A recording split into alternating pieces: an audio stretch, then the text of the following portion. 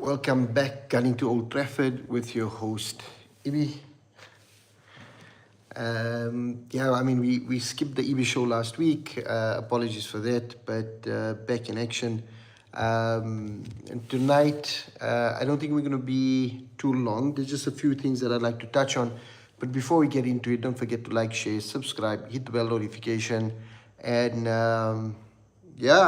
Manchester United's on the up. And things are good, man. So yeah, tonight we're looking at a few things. I want to touch on the three wins out of the last 3 games with the 9 points. What does it do to us, and can we start dreaming? Is the title there? Is it something that we can dream about again? Are Manchester United back? We're then also going to touch on what's Carrick doing, how's he doing from a managerial perspective, and what has he implemented that made this big change, or is it the players that the light switch players, as we like to say, and then Ballon Dorgu. Obviously, came out flying, but now he's obviously injured and set back for a bit. The Ligt, what's going on with him? Are we seeing him back soon, or has he had a bit of a setback? Glazers, again, the bane of our existence at the football club, missed an opportunity to strengthen in the midfield, and I'm hearing now that the summer window is also going to be a tough window because, believe it or not, Manchester United are broke, and I think that's a really scary thing to kind of think about. Because we're one of the biggest revenue generators in world football. And to talk about Manchester United being broke is quite scary. And then, we'll wrap up on Tottenham Hotspurs next. They are a bogey team always, kind of take points against us. And then the GOAT's birthday. No, it's not my birthday. That's coming up soon. But we're talking about the second GOAT, Cristiano, yeah. So let's get into it.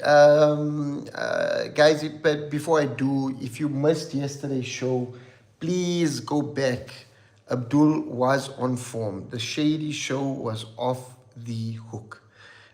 They were singing, there were jokes, it had everything. It was, as they say, absolute cinema. So if you haven't watched it, go back, give it a bit of a view. I guarantee you that you won't regret watching the Shady Show. So it was amazing. Let's get into it. I see we got some comments there. Manu 747 C87. I don't know who that is, but salam. Thanks for joining. And then we obviously got Abdul in the chat from the VOB group. And guys, one day we're going to do a proper history lesson on VOB. I know we done something about VOB a couple of years ago, but we're going to jump into VOB and kind of show you the roots of where VOB came from and the history that it's kind of built on, let's get into it. Manchester United. Where do we start? AFCON.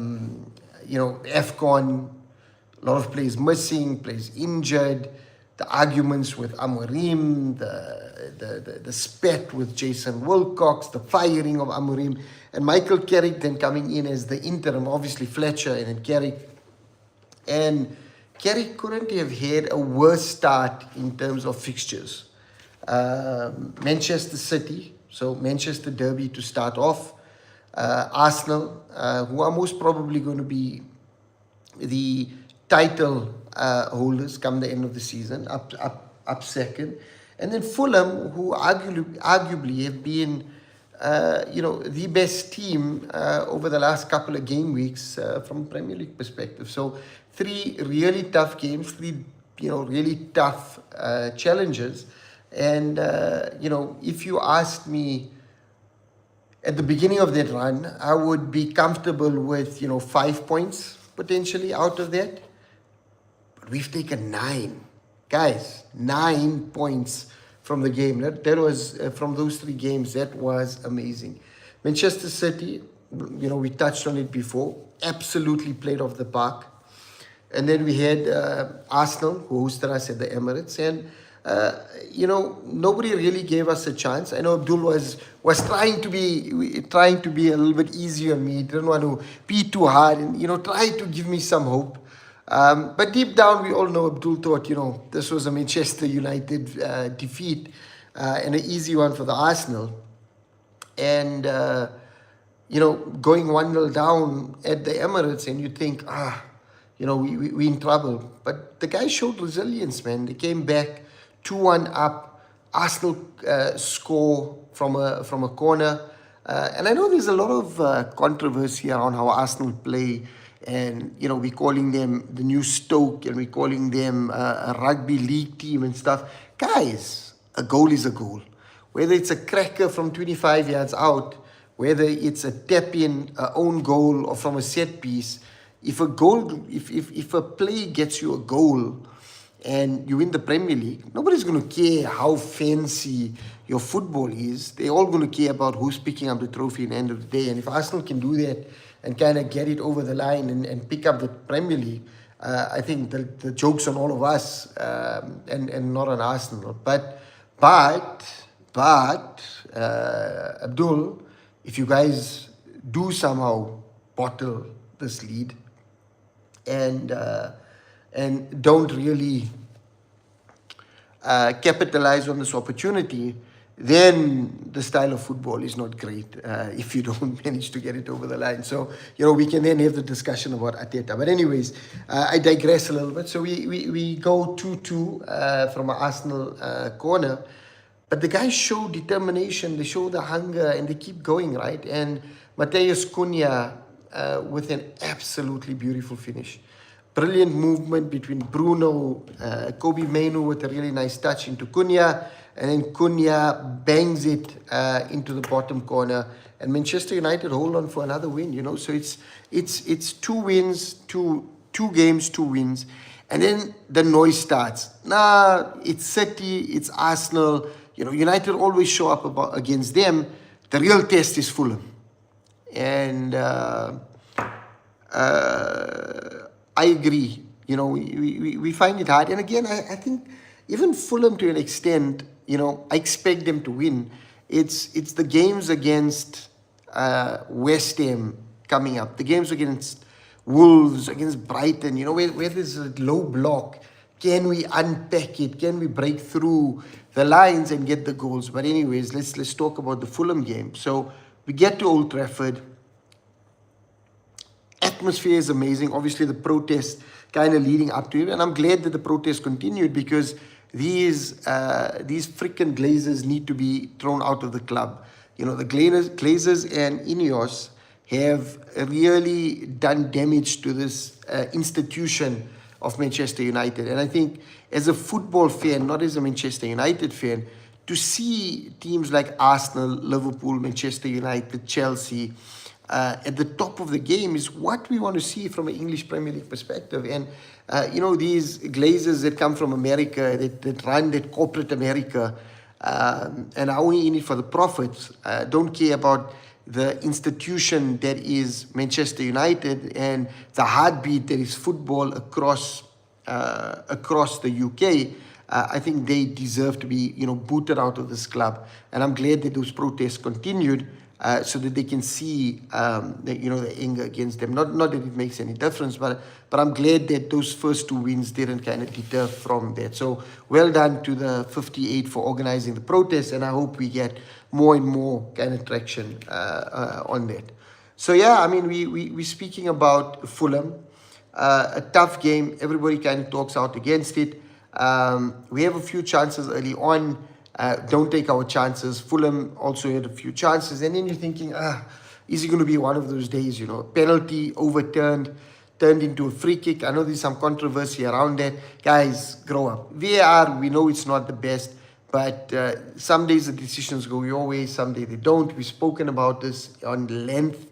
And you kind of do the best that's served to you. So a free kick and you're thinking, is tonight going to be United's day? And Bruno For all of the flack that Bruno gets and for all of the noise about Bruno, name me another number 10 that is better than Bruno in world football at the moment. Yeah, I thought as much. There's no one really that kind of matches up to Bruno's availability, Bruno's hunger, Bruno's numbers, both attacking and defensive, because he tracks back quite a bit. I think Bruno is overlooked because he's in a bad Manchester United team. But had he be playing for any of the other big clubs, we'd be singing his praises and asking for Ballon Dorgs to go his way. So glad that he's donning the red of Manchester United. So Bruno kind of dinks in a delightful free kick, gets it to the back post. Everybody's focused on Maguire, and Casemiro makes his move. Fantastic finish to give us the lead, 1-0 up. And from there, we kind of lose a little bit momentum. We allow Fulham back into the game. Lemons with a few good saves. Our defense really solid. And we go into the halftime a goal up.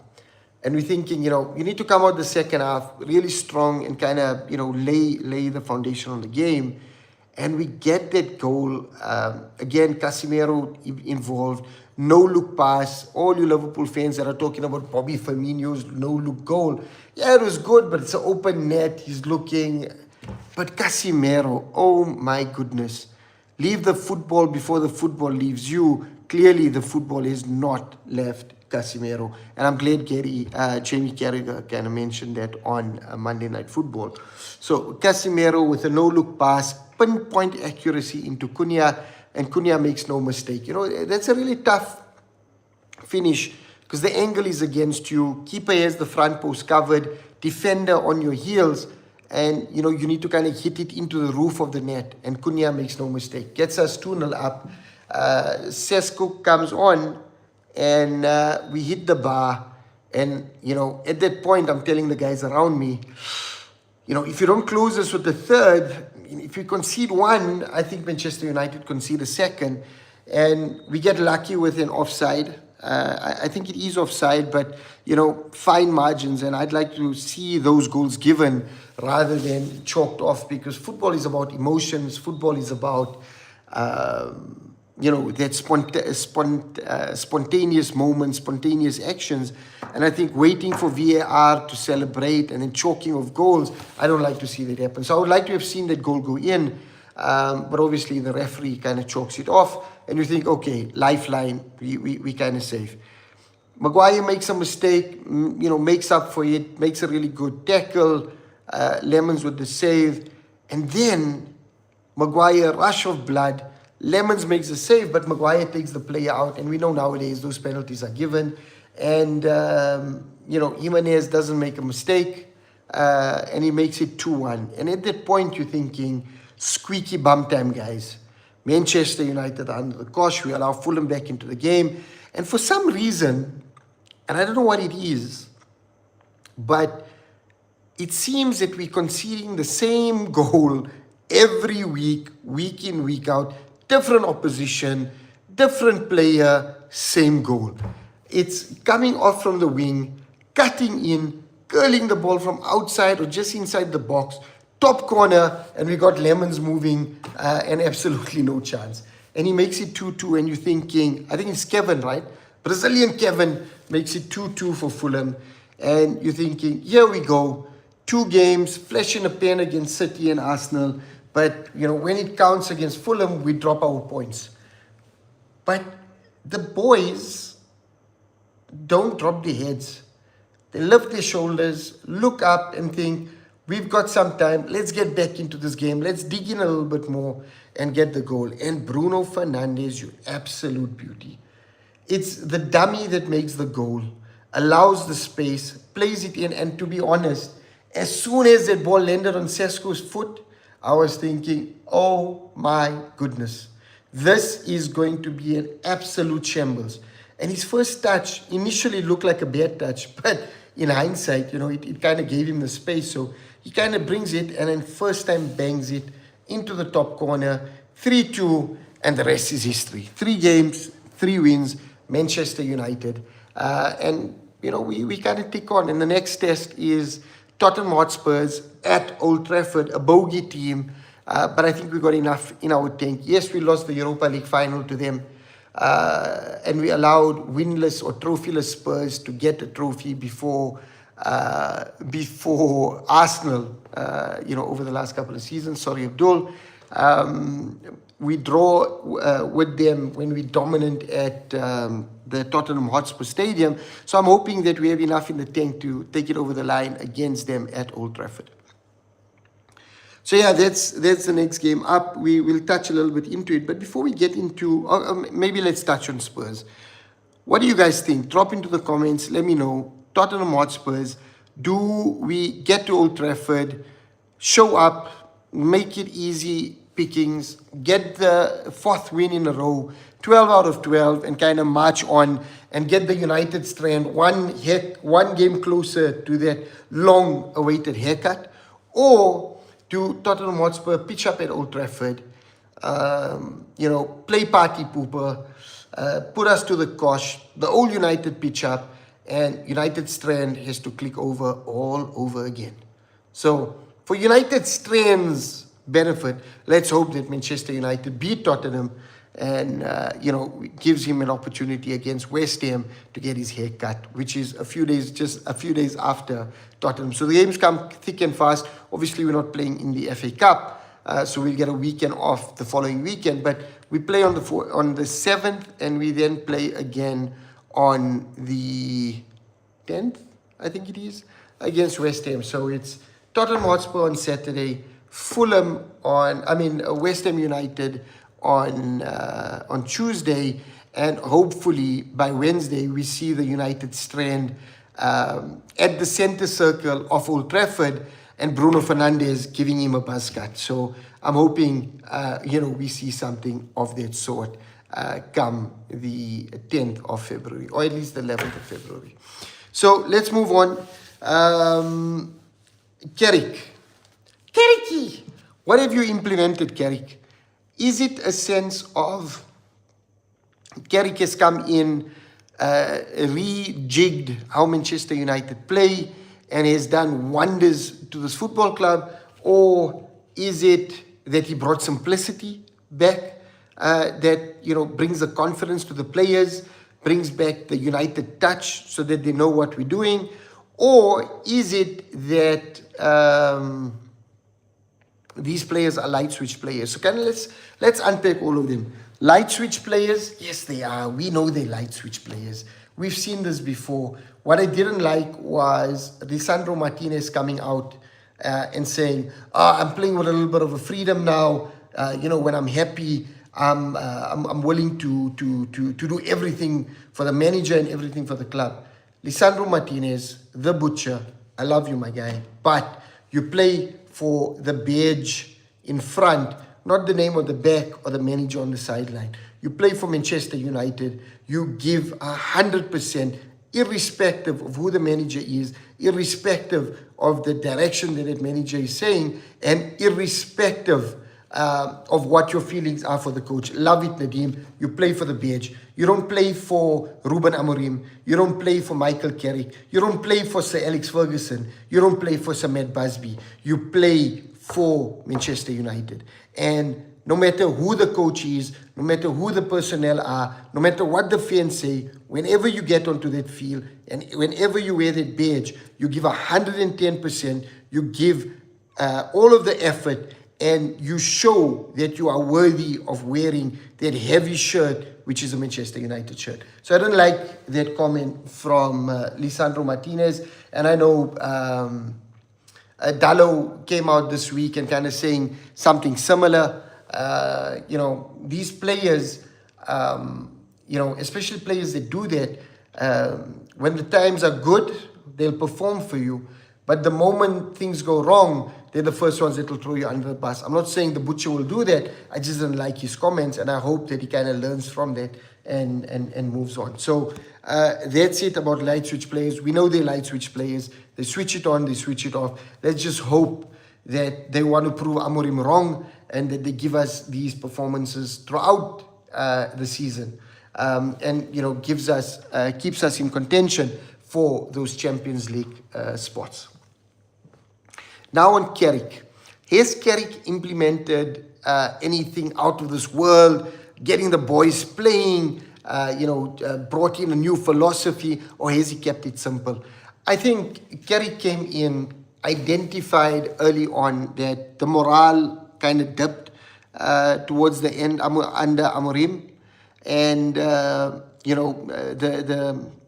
the one thing I didn't like, and formations this, formations that, I always said I wasn't sensitive about the formation. A Manchester United team always plays with a 4-4-2 or plays with a 4-3-3 or 4-2-3-1, whatever it is. We don't play the three in the back. So I think just going back to basics allows Manchester United and the players to do what they do best. Nadeem, I love it. He got the boys enjoying playing ball again. Cornelius Twisty, welcome to the stream. Don't forget to hit the subscribe button, like, share, and the bell notification to stay in touch, in tune, and independent with everything from Gunning to Old Trafford. So yeah, I think Carrick's come in. He hasn't rebranded anything. I think he's gone back to basics. He's, playing a formation that the players understand. He is solidifying the midfield, allowing Bruno to push further up.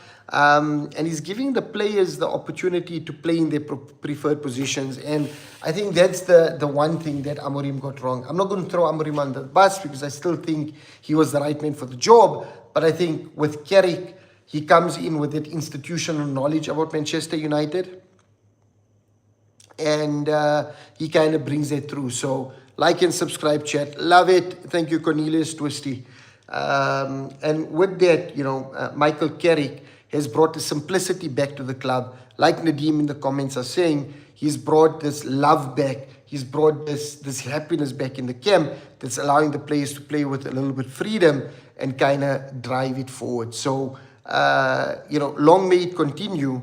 I'm not saying that Carrick is the right man for the job. I hope that he does well. But I hope that, we really apply our minds, or the ownership applies their minds in making the next selection. But Carrick is in a fantastic position to throw his name in the hat and make it difficult for them to overlook him. So let's see where that takes us. Just a few injury updates as we go into the weekend's games. Ballon Dorgu, he's been fantastic. Phenomenal under Michael Carrick. We've seen it towards the end of Ruben Amorim's stint where Ballon Dorgu was played out on the wing, and that's where we see his best performances. The cracker against Arsenal, and then the hamstring pull, which kind of gives him 8 to 10 weeks out. Is definitely a loss, because I think with Ballon Dorgu in the squad, it allows us to rotate between him and Cunha, to really give us those options of the bench. I always say it's not the first 11 that start, but it's the squad of 15, 16 or 17 that when you make subs, you don't deplete the quality of the team. Instead, you bring that extra energy and take advantage of the other team kind of depleting themselves. So, Ballon Dorgu not there allows us to, forces us to play Cunha from the start. And the drop-off from Cunha is quite high. So, if once Cunha comes off from a sub, the drop-off is quite high. But I'm hoping, we get through Tottenham, we get through West Ham with the break in between that gets us closer to the Ballon Dorgu coming back, and we kind of bring that up. Listen, Ibinwe, just need another Bruno Cunha for the Bruno Cunha. That was amazing, guys. And you know what's even more amazing, because we did that. Obviously, we had the play against City, and they thought, the Arsenal guys thought that'll never happen at the Emirates. We turned it from a dance floor into a surf club. Sorry, Abdul, I know I'm being disrespectful, but we turned it from a dance floor into a surf club, and we recreated the Cunha Bruno. And, we look to continue that against Tottenham and then against a struggling West Ham United. Fulham was a test, but I think Tottenham going to be the imtihan. Nadeem, I love your comments today, man. Those are amazing. And by the way, Nadeem, your jersey has arrived. Maybe that's going to bring us extra luck throughout the season. That kit is a beauty, by the way. The black kit, oh my goodness. So yeah, I mean, I'll drop it off for you tomorrow. Hope you enjoy it, my guy. So yeah, I mean, on Carrick, on Dorgu, it's definitely going to be a miss. Hope he comes back sooner. A fit Dorgu means a stronger Manchester United. And then Matthijs de Ligt, he was phenomenal for us from last season, coming into this season. Picked up an injury towards the end of Amorim's time, and he's been out since, man. And I believe he's had a setback. I just hope that it's nothing serious and that we see him back really, really soon. So get well soon, Matthijs de Ligt. It'll be good to have you back in the center of our defense, either partnering with the Butcher or with Harry Dini Maguire. What a performance from him over the last couple of weeks. And I think this is a really nice segue into the Glazers and how they royally how they royally messed up our transfer window. Guys, we are Bismillah in vibes for the rest of the season. Honestly, one injury to Bruno, one injury to Casemiro, and our midfield is decimated. The moment Casemiro came off and Ugarte went on, you felt the levels drop, right? You could see it. The moment that sub happened, you could see the levels dropping.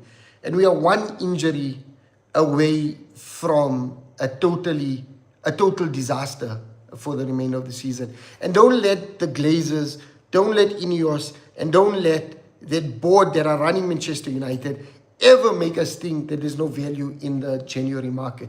Remember, Bruno Fernandes was signed in the January market.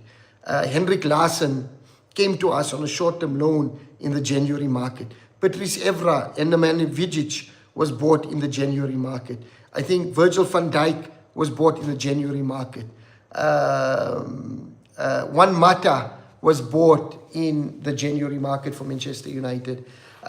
So don't let them ever fool you in saying that there's no value in the January market. What they're doing is they are hedging their bets against Manchester United making the Champions League, and they're not spending in case we don't make it, so they don't find themselves in a financial issue come the end of the season. And we'll touch on the financials just now. But coming into this transfer window, there were opportunities, man. Gallagher that moved to Tottenham. I've seen that boy play against City. I've seen him play, a couple of games, and he's been phenomenal. Imagine having Gallagher as an option in that Manchester United midfield on a 6-month stint. He would have been fantastic and gives us the depth to allow us to do certain things. Neves, Ruben Neves, Premier League proven, playing out in Saudi, looking for an opportunity back in Europe. We could have done a deal and got him on the cheap. And that doesn't mean we bring someone in now that we're not able to really solidify ourselves in June, because we're losing Casemiro at the end of the season. So over and above the 2 players we need now, we still need to replace Casemiro as well. So 3 players for sure. There was Wilfred Ndidi that was available in the market. So don't let these guys ever fool you in thinking that there were no players available. This is Glazer-nomics 101.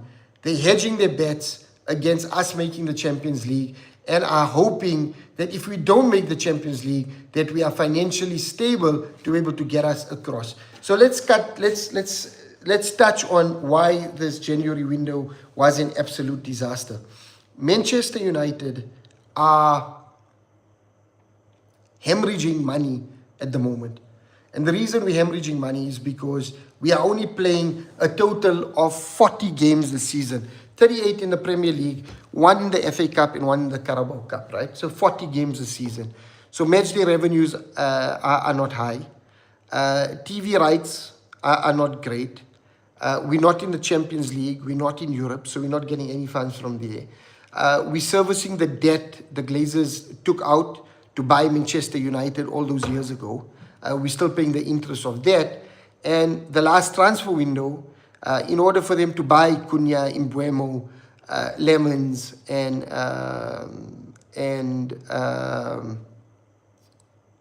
who was the other guy?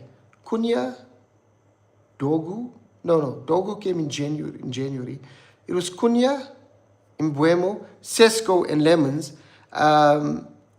In order to buy them, we took out another loan. And that loan was to the value of 350 million pounds. And we already utilized 250 million of those pounds of that. So we have that interest to pay back and that loan to pay back. We still got transfers for the last 5 seasons that we need to pay back. And we are hemorrhaging funds. And that's the reason why these absolute suckers opted not to buy anything in this window, because we're hoping that if we don't make the Premier League, that they have sufficient funds to keep them afloat instead of hedging against a transfer. And this tells you all the problems that is with this Glazers. So instead of being bullish, solidify the squad and go for the Champions League spaces, they rather be conservative, have no risk, and count against your team winning, just so that in case you don't make the Champions League, you're still in the green. If you can't afford Manchester United, sell us. If you can't afford to pump money into the club, if you can't afford to buy the players we need, don't keep us for your profits. Get rid of the club. The Qataris want to buy us. Let's move on. I see Nadeem has some questions. They're only going to spend if we make Champions League, the Kunjus, the Ineos and Glazers, 100%. The Qataris must buy us. United problems will be gone within a week. 150 million%. And to all the fans that think the new stadium that we're building is going to be some sort of savior for us, guys, and Abdul will tell you, the moment Arsenal built the Emirates, it hampered what they could do in the market. Why? Because they had to pay off that stadium. And do you think the Glazers or Ineos are putting any of their money into it? No. They're going to go for more loans, meaning Manchester United are going to have to service more debt. We're going to have to repay that loans. And I guarantee you that that loan will take another 20 to 25 years to pay off. So don't get happy about this new stadium that the Glazers are building. It's all about fattening the cow so that when they decide to sell us, they get the best bang for their buck. And I just hope that somebody sees through these Glazers and really comes in with an offer that is too good for them to turn down. So, yeah, the only reason why this transfer window was a shambles is purely because of Glenios. So that's Glazers and Ineos, and got nothing to do with value. So, we had a poor or quiet January transfer window. Don't expect a fancy summer window as well, unless we make Champions League and unless we finish somewhere in the top 5 positions from a Premier League perspective, because then we get paid out better. If we don't, expect a really tough summer window where we see our rivals strengthening and we getting worse. And let me tell you, Arsenal are going to go in at the end of the season with another 200-300 million pounds. Manchester City are going to be spending £500 million guaranteed. Liverpool are going to be spending again. So us spending 250 to 300 million is just the bare minimum to remain competitive. Anything under that, and we're already falling behind the other clubs. And if we're not matching them over a long period, Manchester United will drop down. I seen somewhere that Manchester United are the 6th. We have the 6th largest wage bill in the Premier League. Why? We should be having the largest wage bill in the Premier League. We are Manchester United. We should be attracting the best players. We should be playing the best football. We should be paying the best wages. But us being the 6th best paying club in the Premier League, that tells us that the likes of Arsenal, City, Tottenham, Liverpool, Chelsea, they're going to attract the talent because we are not competitive anymore. And I worry that the fans get happy when we see those things, but it tells me about a decline, a steady decline that we've been in for the last 20 years. And unless something's changed, Manchester United will continue to dip from a financial perspective, which will then hamper our on-field activities. So yeah, that's it from a transfer window. We touched on the Glazers and a little bit tongue-in-cheek. Guys, drop into the comments. Nadeem, do you think a title charge is on for Manchester United? Let us dream a little bit. What is football if you're not dreaming about it? Guys, come on. Are Manchester United in a title race? And in the next 2 weeks, if we can pick up 2 wins, if the teams are above us, Arsenal, City, Villa, the teams just behind us, Liverpool, Chelsea, all drop points, can we start dreaming?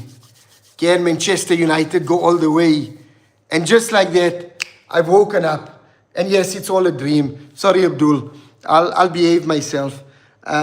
We're definitely not in for a title charge, but we are definitely in to finish within the Champions League spots. And I hope that Carrick takes us across and gets us there. And, for gunning to Old Trafford's purposes, if it's not Manchester United, I hope it's the Arsenal. North London. Did I do that? Sorry, guys, that wasn't me. That was Abdul kind of directing from the back. So definitely not me. And before I wrap up, guys, Cornelius, thanks for the comments. Nadeem, you've been fantastic. Everybody that's in here, thank you so much. Abdul, do not clip that up. That wasn't me. It was AI. I'll deny it. It was ChatGPT that kind of did all of that. Before we wrap up, mostly goats are born in February. One goat on the 5th of February, the other on the 14th of February. And no, I'm not talking about me today. I'm talking about Cristiano Ronaldo, the goat of goats. Happy birthday to CR7. 41 this year. Still going strong, still the ultimate professional. I've seen a lot of chat groups going off the hinge, with Ronaldo kind of striking in the Saudi league because he tried to block Benzema and Kante and all of that. Guys, he's a winner. He wants to win. Maybe a third stint at Manchester United. Happy birthday to Cristiano Ronaldo.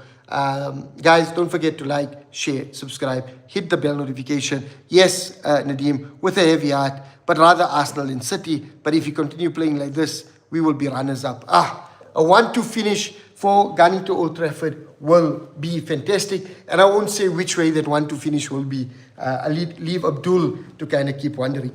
Don't forget to like, share, subscribe, hit the bell notification. And with that, guys, we are gunning to Old Trafford. I was going to ask if Sales were not having Saudi. What's this of him returning to United? So, sorry, guys, just before we drop, Nadeem asked a question. Nadeem, there's been some speculation that he might be coming back to Manchester United. Obviously, that's a little bit tongue-in-cheek, just like my comment about Manchester United in the title race. I think that that ship has sailed. I don't think he'll ever come back to Manchester United in a playing capacity, maybe in an ownership capacity down the line.